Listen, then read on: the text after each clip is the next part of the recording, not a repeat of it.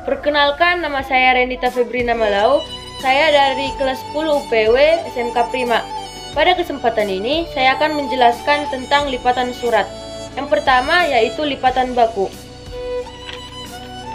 Lipatan baku dibagi menjadi 3 bagian sama besar. Lipatan pertama digabungkan ke lipatan kedua, dan lipatan ketiga digabungkan ke lipatan kedua. Inilah yang disebut dengan lipatan baku. Kedua, lipatan setengah baku.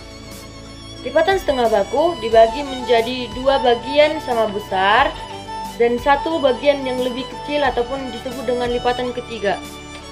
Bagian pertama digabungkan kepada bagian kedua dan bagian ketiga digabungkan kepada bagian kedua.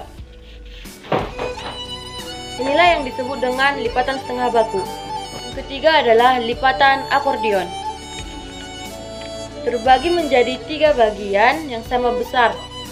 Lipatan pertama dilipat ke belakang dan lipatan kedua dilipat ke depan. Inilah yang disebut dengan lipatan akordion. Yang keempat, lipatan setengah akordion. Terbagi menjadi 2 bagian sama besar dan 1 bagian yang lebih kecil daripada bagian 1 dan kedua.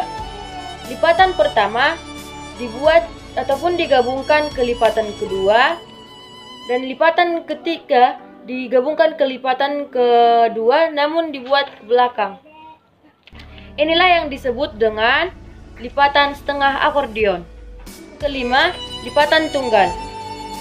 Lipatan tunggal terbagi menjadi 2 bagian sama besar.